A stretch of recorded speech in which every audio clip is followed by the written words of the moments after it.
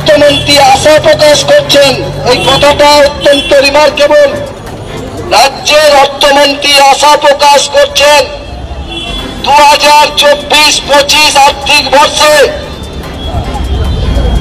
তারা লক্ষ্যমাত্রা ঠিক করেছিলেন 20% মদ বিক্রি বৃদ্ধি করবেন। কত হয়েছে? 12 থেকে 13% মদ বিক্রি করতে তারা পেরেছেন। তাহলে 25-26 বর্ষে কি হবে? রাজ্যের মামাটি মানুষের সরকারের অর্থমন্ত্রী বলছেন আমরা এবার 10.5% বৃদ্ধির কোটা ধার্য করলাম। ভাবুন, মদ বিক্রি আশা বাড়িয়ে রাজস্ব আদায় করবেন আশা প্রকাশ করছেন। গার্জেন তো পশ্চিমবাংলার অভিভাবক তো আমাদের দ্বারা নির্বাচিত একটা জনকল্যাণমূলক রাষ্ট্রের অঙ্গরাজ্যের সরকার তো, তারা কি বলছেন? অভিভাবক কোন অভিভাবক চায় তার ছেলে মাতাল হয়ে ঘুরে বেড়াক, তার ছেলে মাতাল হয়ে নারীদের উপর অবমাননা করে আক্রমণ করুক? কোন অভিভাবক চায়? পশ্চিমবাংলার এটাই লজ্জার। এখানকার রাজ্য সরকারে আসীন অভিভাবকরা আশা প্রকাশ করছেন এখানকার ছেলেরা আরো বেশি বেশি করে মদ খায়। এখানটাতে আমাদের সংগঠন, আমাদের মহিলা সংগঠন এআইএনএসএস, যুব সংগঠন এআইডিআই প্রতিবাদ বিক্ষোভ। আপনাদেরকে স্মরণ করিয়ে দিই, ভারতবর্ষের স্বাধীনতা আন্দোলনের সময় আপনারা যারা ইতিহাস পড়েছেন জানেন, এই 13 বছরের ছেলে ক্ষুদিরাম বসু তিনি মুষ্টি ভিক্ষা করে বন্যাত্ম খরায় পীড়িত মানুষের মুখে একটু অন্য একটু ঔষধ তুলে দেওয়ার জন্য লড়াই করতে সেই ছেলেটি।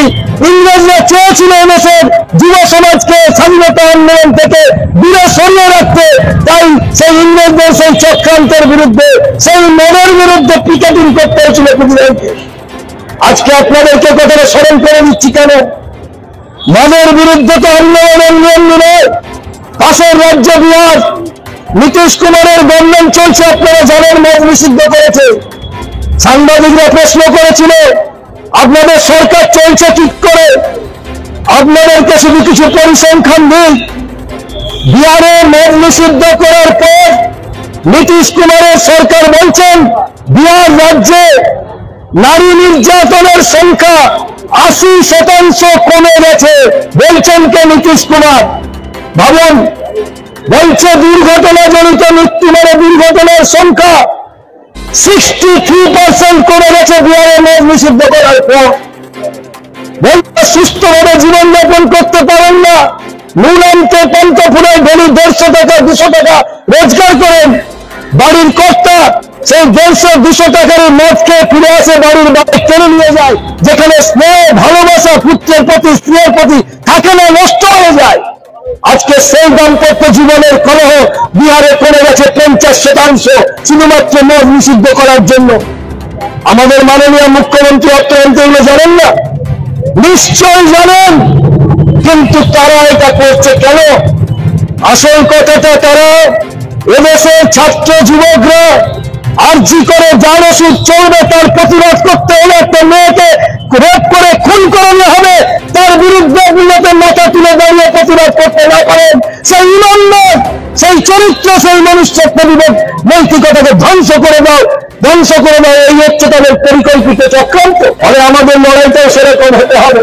বহু জায়গাতে আমাদের দুটি সংগঠনের লড়াইয়ের ফলে আমরা শুধু মগরাহাট থেকে শুরু করে দার্জিলিংয়ের শিলিগুড়ি রাজ্যের যেখানে মদ চালু করবার জন্য, মদের ব্যাপক লাইসেন্স দেওয়ার জন্য পাড়ায় পাড়ায় মদের দোকান খোলার চেষ্টা হচ্ছে আমাদের সংগঠনের ক্ষমতা অনুযায়ী।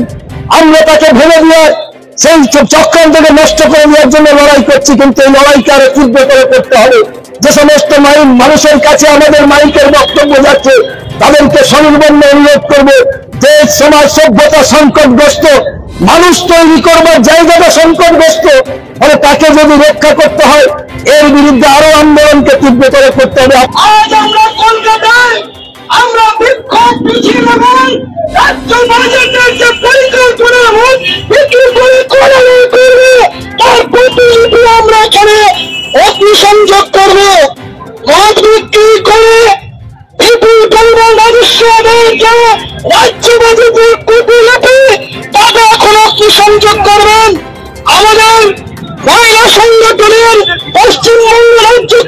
সম্পাদক পণ্ডিত কল্পনা দত্ত এখন তিনি এই প্রতিনিধিকে অগ্নিসংযোগ করছেন।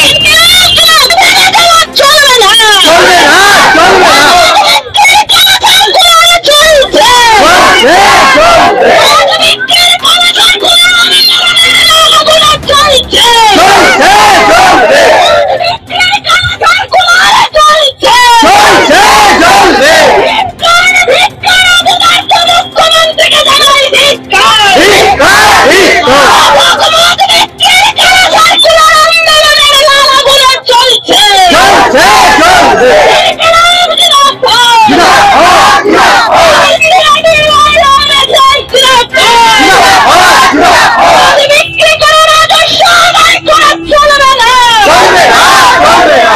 নিউজটি আপনাদের ভালো লেগে থাকে তাহলে ফেসবুক পেজটি লাইক, শেয়ার এবং কমেন্টস করে আমাদের সাথেই থাকুন।